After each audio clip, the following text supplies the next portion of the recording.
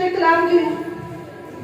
प्रभु का धन्यवाद, हम सब तैयार है परमेश्वर के जिंदा कलाम के लिए, क्योंकि जिंदा कलाम ही हमारे जीवन को बदलता है।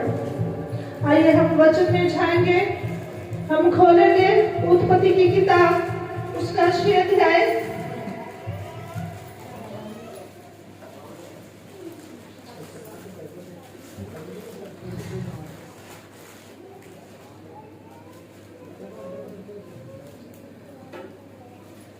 नूह के बारे में कितने जने जानते हैं? नूह के बारे में अपने हाथ खड़े करेंगे। वो कैसा इंसान था? जब परमेश्वर ने धरती को नाश किया, सिर्फ एक जन को बचाया।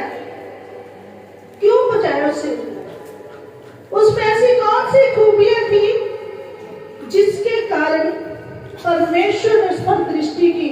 पूरी धरती नाश कर दी, लेकिन उस इंसान को परमेश्वर ने जीवित रखा। मेरे अजीज बहन भाइयों,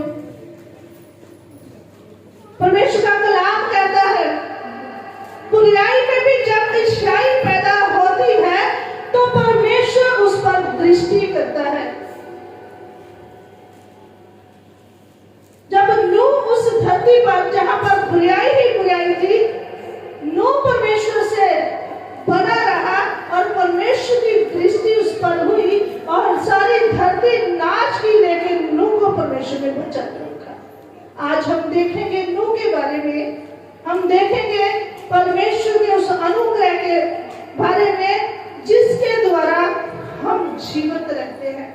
हम खोलेंगे उत्पत्ति की किताब, उसका 6 अध्याय। हम फर्स्ट आयत को जब पढ़ते हैं, जहां पर लिखा है, फिर जब मनुष्य भूमि के ऊपर बहुत बढ़ने लगा और उनके बेटे उत्पन्न हुए, बेटियां उत्पन्न हुई, तब परमेश्वर के पुत्रों ने मनुष्य की पुत्रियों को देखा कि वह सुंदर है और उन्होंने जिसको चाहा उससे ब्याह कर लिया।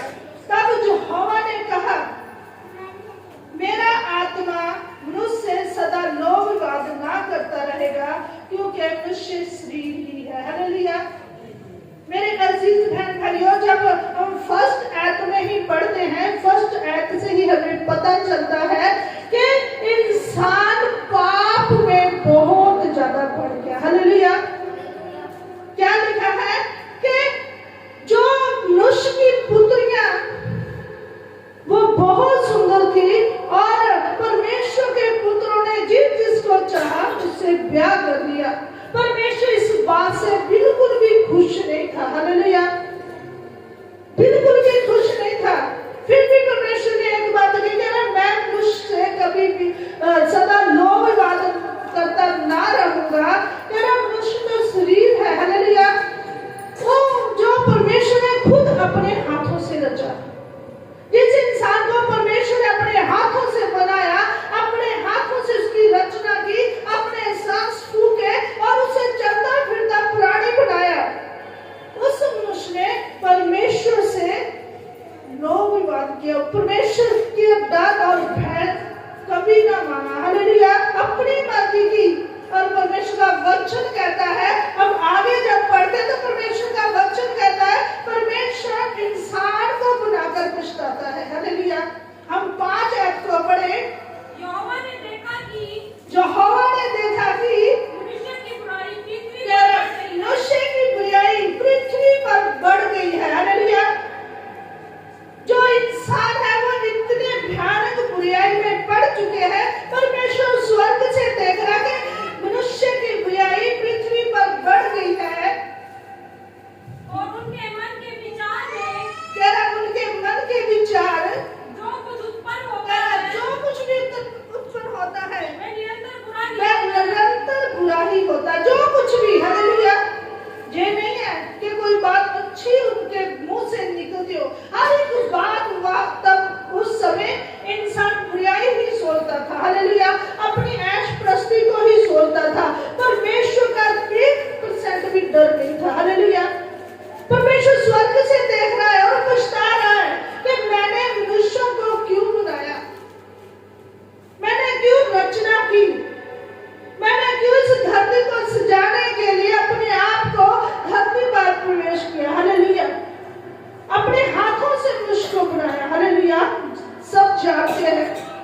बात को, और आप परमेश्वर पछता रहा है, कह रहा जे तो अपनी अपनी मर्जी में लग गए, जे तो अपने अपने कामों में लग गए, जे तो 1% भी मेरा नाम नहीं ले रहे, 1% भी मुझे धन्यवाद नहीं दे रहे,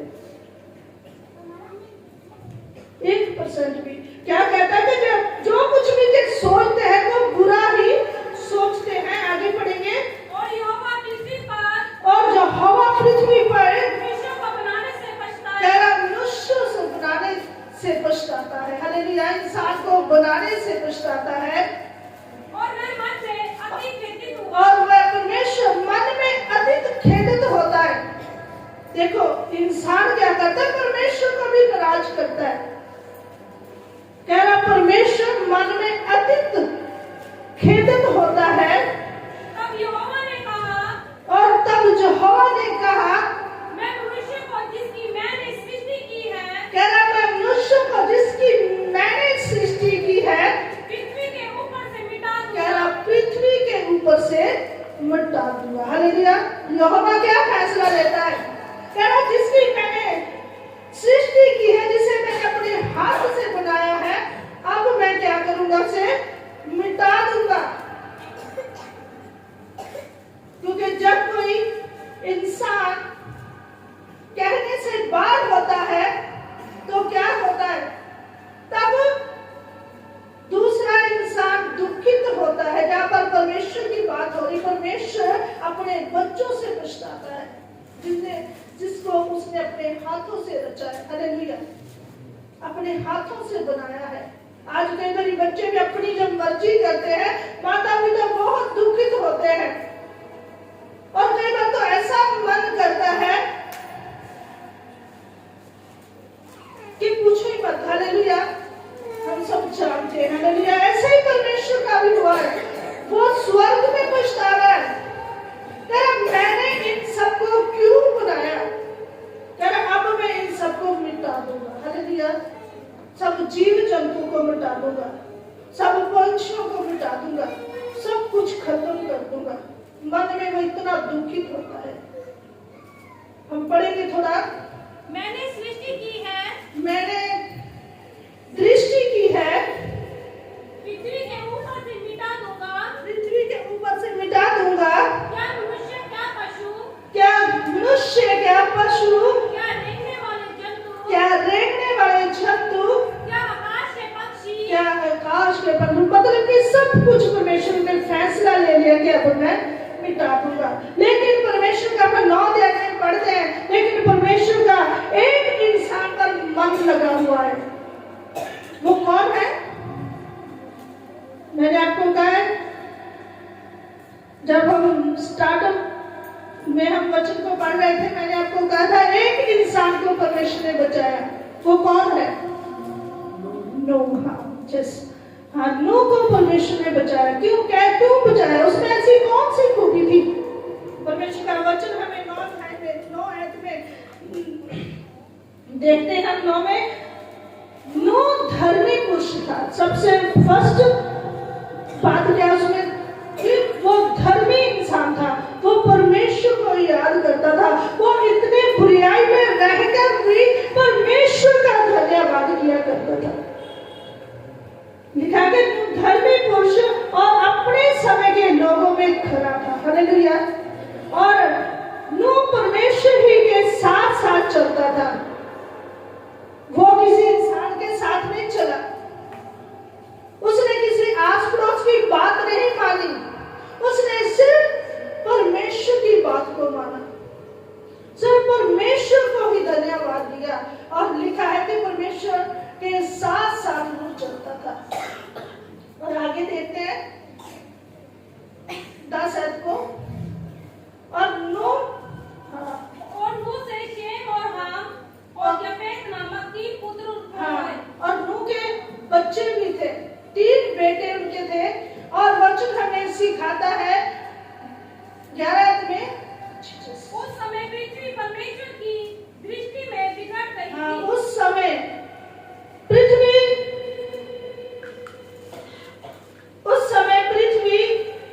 धरती पर बिगड़ गई थी और उपद्रव से भर गई थी। और परमेश्वर ने पृथ्वी पर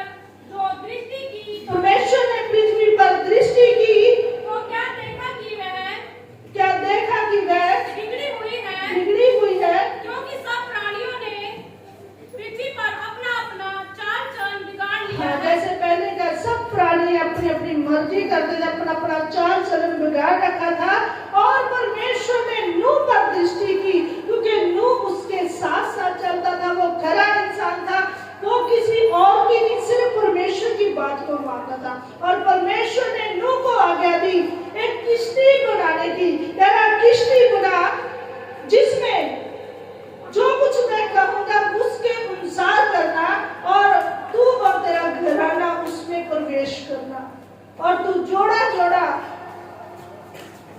अपने साथ लेके जाना, हर एक चीज का, हर पंछी का, हर जानवर का। परमेश्वर ने बड़े अद्भुत तरीके से उनको आज्ञा दी और उसने ऐसा ही किया। लेकिन वहां तक उनको लोग उनका मजाक उड़ाया करते थे। हालेलुया। क्या करते थे कि नूह पागल हो गया, नूह को पता ही नहीं है कि किश्ती चलेगी कहां पर, क्योंकि तब वचन में हमें पता चलता है कि नूह से पहले जब उस वक्त जल भरने आया, इससे पहले कभी भी बारिश नहीं हुई थी। हालेलुया। सिर्फ ओस पड़ती थी, और ओस से ही जो कुछ धरती पर उगा जाता था वही वहां खाया करते थे। हालेलुया। पहली बार परमेश्वर ने जब बादल वहां पर बादलों का मींह बरसाया, बहुत भयानक था, तब से मींह की बारिश होने लगी। हालेलुया। मेरे अजीज बहन भाइयों, परमेश्वर के कहे अनुसार नूह ने किया, परमेश्वर के कहे अनुसार हर बात नूह ने मानी, और परमेश्वर ने नूह से प्रेम किया, सारी धरती को नाश किया। लिखा है 40 दिन रात मींह वहां पर चलता रहा, मींह चलता रहा, इतना पानी हो गया कि कहना कि जो पहाड़ थे वो भी ढक गए, जो किश्ती बनाई थी वो ऊपर पहाड़ों से भी ऊपर चली गई। हालेलुया। 150 साल में 150 साल लग गया वो पानी सूखने में। हालेलुया। मेरे अजीज बहन भाइयों, परमेश्वर ने अपने उस अजीज को बचाया, उसके द्वारा फिर धरती में सारी जो जीवन जाती है पैदा हुई। कहने का मतलब परमेश्वर जिससे प्रेम करता है उसे बचाकर रखता है, लेकिन इंसान भी वैसा होना चाहिए जैसा नूह है। वो बुराई में रहकर भी अपने आप को बुरा नहीं बनाया उसने। हालेलुया। कहते हैं कि बुरी संगत अच्छे चरित्र को बिगाड़ देती है, लेकिन नूह को बिगाड़ नहीं सकी। हालेलुया। वो बुराई में रहा, उस लोगों में रहा जो बहुत बुरे थे, जो अपनी मर्जी करते थे, जो विचार में थे, जो झूठे थे, जो अपनी अपनी बातों में लगे हुए थे, जो परमेश्वर को कुछ नहीं चाहते थे। लेकिन नूह को परमेश्वर ने बचा कर रखा, क्योंकि नूह ने उनकी नहीं सिर्फ परमेश्वर की बात को माना।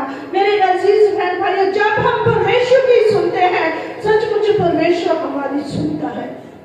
जब हम परमेश्वर के कहने के अनुसार चलते हैं, परमेश्वर हमारी बातों का उत्तर देता है। जब हम सिर्फ परमेश्वर को पुकारते हैं, तो परमेश्वर हमें हर उस मुसीबत से निकालता है, हर उस मुसीबत से जिसका हमने कभी सोचा भी नहीं है। और जब नूह परमेश्वर ने नूह को बचाया, और जब परमेश्वर ने नूह को बचाया, तो वचनों के मुताबिक अगर हम देखें तो नूह ने सबसे पहला काम क्या किया। हम अगर देखें, जब पर लिखा है 8 अध्याय की, हम अगर 20 आयत को पढ़े तो जब पर हम देखते हैं, जब नूह किश्ती से बाहर आया, सबसे पहला काम उसने किया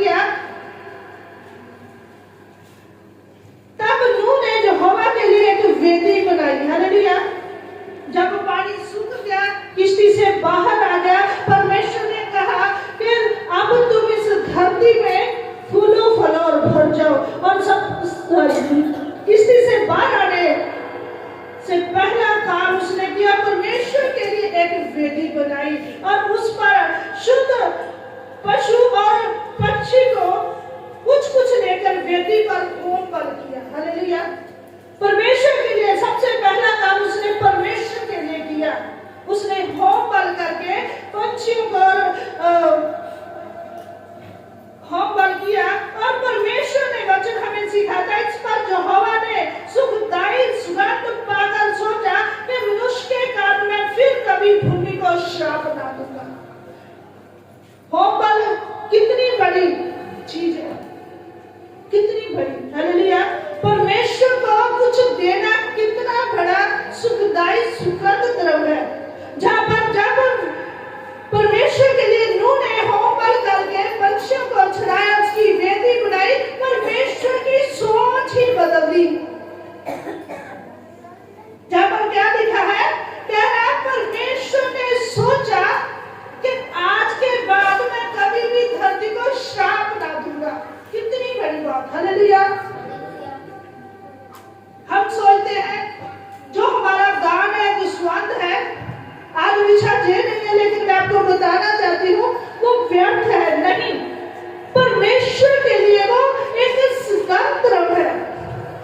जब आप परमेश्वर की हजूरी में कुछ चढ़ाते हो, वो परमेश्वर को पसंद आता है। जहां पर क्या लिखा है, जब उसने होम बल करके उसकी वेदी पर रखा, परमेश्वर की सोच ही बदली गई। हम इस आयत को दोबारा पढ़ेंगे। तब नूह ने यहोवा के लिए एक वेदी बनाई, तब नूह ने यहोवा के लिए वेदी बनाई, और सब शुद्ध पशुओं और सब शुद्ध पशुओं और सब अशुद्ध पक्षियों और सब शुद्ध पक्षियों को कुछ कुछ लेकर वेदी पर होम बलि चढ़ाया। वेदी पर होम बल करके चढ़ाया। इस पर यहोवा ने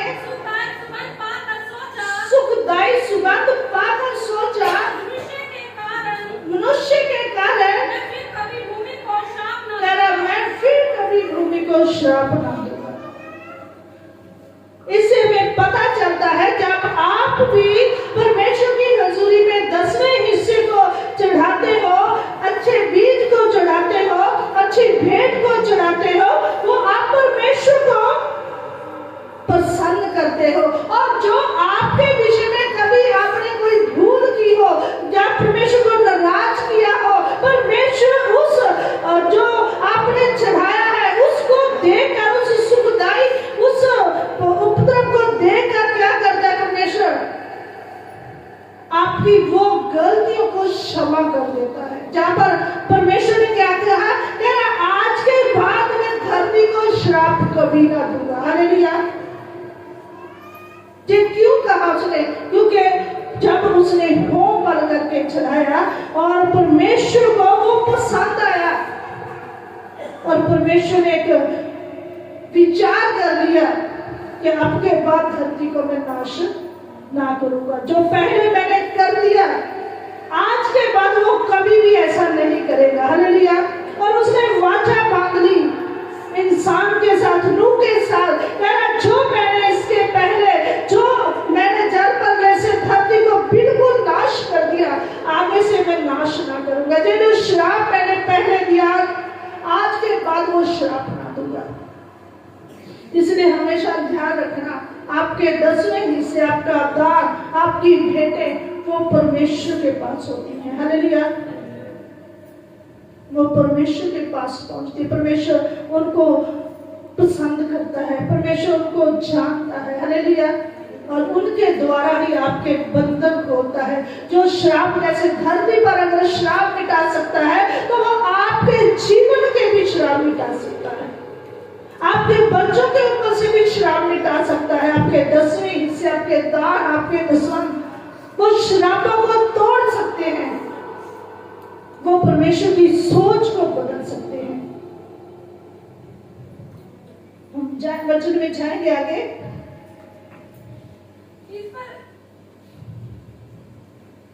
यदि मनुष्य के मन में बचपन से जो कुछ उत्पन्न होता है, हाँ, जब बुरा ही होता है, बुरा ही होता है, तो भी जैसा मैंने सब जीवों को अब मारा कह रहा है, जैसा मैंने सब जीवों को अब मारा है, वैसे उनको फिर कभी ना मारूंगा। कहता वैसे उसको फिर कभी ना मारूंगा। परमेश्वर ने बहुत बड़ा फैसला लिया। और मेरे अजीज बहन भाइयों, परमेश्वर का वचन हमें सिखाता है, जो कोई परमेश्वर का आदर करता है, परमेश्वर उसका आदर करता है। और नूह की अगर हम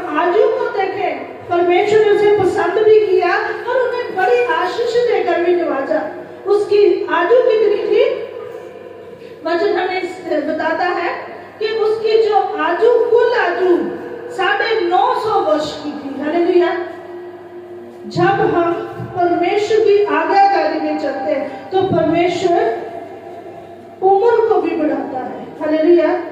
आज हम बीमारियों के नीचे दबे होते हैं, आज हम बहुत सारी विपदा में पड़ते हैं, आज उम्र 40, 50, 60 साल के ऊपर नहीं जाती, लेकिन नूह की उम्र 950 साल थी, क्योंकि वो परमेश्वर की देख रेख में रहा, वो परमेश्वर के साथ साथ चला। परमेश्वर का अगर हम अगर नए में जाए तो परमेश्वर साफ साफ कहता है जो हमारी उम्र है वो कैसे बढ़ सकती है। हम देखेंगे इफिसियों की पत्री उसका 6 है। परमेश्वर आज्ञा देता है, कौन सी आज्ञा दी परमेश्वर ने 6 में? ऐ बालको प्रभु में अपने माता पिता के आज्ञाकारी बनो, क्योंकि ये उचित है अपनी माता और अपने पिता का आदर कर, ये पहली आज्ञा है। हालेलुया। अगर हमने अपनी उम्र को बढ़ाना है तो परमेश्वर के अनुसार चलना होगा। क्या आज्ञा दी? कह रहा अपने माता और अपने पिता का आज्ञाकारी बन। हालेलुया। ये पहली आज्ञा है। और क्या लिखा आगे? जिसके साथ प्रतिज्ञा भी है कि तेरा भला हो और तू धरती पर बहुत दिन जीवित रहे। ये हमारे लिए आज्ञा है, लेकिन आजकल हम माता पिता का आदर नहीं करते। हालेलुया। परमेश्वर जब अपनी मर्जी करने वालों को धरती से मिटा सकता है तो परमेश्वर क्यों नहीं हमें भी मिटा सकता है कि नहीं?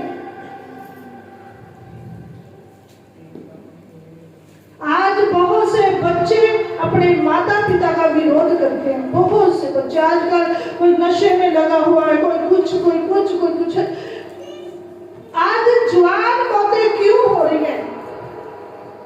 इसका क्या रीजन है? क्योंकि बच्चे अपने माता पिता की आज्ञाकारी नहीं। पर वचन हमें क्या सिखाता है? मेरा पहली आज्ञा क्या? तो अपने माता पिता की आज्ञाकारी में चल। कह रहा ये आज्ञा का ये एक आज्ञा ही नहीं है, ये प्रतिज्ञा भी है। और तेरा भला होगा और तू बहुत दिन तक जीवित रहेगा। मेरे अजीज बहन भाइयों, आज जब तक हम परमेश्वर की आज्ञाकारी में नहीं चलते, माता पिता की इज्जत सम्मान नहीं करते, उनके कहने में नहीं चलते, हमारे अब भला नहीं हो सकता। इसलिए हमेशा ध्यान रखना, अगर भला अपना चाहते हो तो परमेश्वर की आज्ञाकारी में चलना, परमेश्वर के कहे अनुसार चलना। अगर हम बुराई में भी अच्छाई को उत्पन्न करना है, अगर हमें नूह के समान बनना है, आप आज के नूह बन सकते हो। हालेलुया। आप आज के वो एक अभिषेकित बेटे बेटियां बन सकते हो जो परमेश्वर को भाने वाले हो। आप आज के एक ब्लेस्ड पर्सन बन सकते हो, परमेश्वर के अजीज बन सकते हो, क्योंकि परमेश्वर का वचन कहता है तब भी बुराई बहुत ज्यादा थी, जैसे आज हम देखते हैं। आज भी आप देखो तो पाप से दुनिया भरी पड़ी है। चर्च से निकलते ही आप ध्यान देना, हर एक इंसान पाप में डूबा। अगर हम देखना शुरू करें तो हर एक इंसान पाप में डूब रहा है, हर एक इंसान। लेकिन परमेश्वर का वचन हमें क्या सिखाता है? नूह भी उन लोगों में रहता था, लेकिन अपने अंदर उसने बुराई नहीं आने दी, अपने को पवित्र रखा, अपने को परमेश्वर के नजदीक रखा, अपने को वचनों के नजदीक रखा, अपने को आज्ञाकारी के नजदीक रखा। और परमेश्वर ने उस पर दृष्टि करके उनको पूरी दुनिया में से कल्ले उसको बचाया और उनके द्वारा ये सृष्टि फिर से भर गई। हालेलुया। आप भी ऐसे बन सकते हो, आप भी ऐसे ही हो।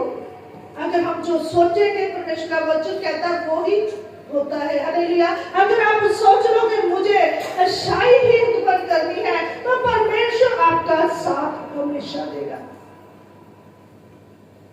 अगर आप सोचो कि हमें वचन के अनुसार चलना है, परमेश्वर आपके साथ खड़ा है। अगर आप परमेश्वर की आज्ञाकारी में चलो, परमेश्वर कह रहा है अगर आप एक कदम को को बुलाओगे तो मैं 10 कदम आपकी ओर बढ़ाऊंगा। हालेलुया, ऊंची बात से बोलेंगे हालेलुया, हालेलुया। कितने बड़े सहमत हैं कि हम आज्ञाकारी करके बहुत दिन तक जीवित रह सकते हैं। अपने माता पिता की, परमेश्वर की आज्ञाकारी, अपने बड़ों का सम्मान, ये सब करके हम परमेश्वर को पसंद कर सकते हैं। हालेलुया।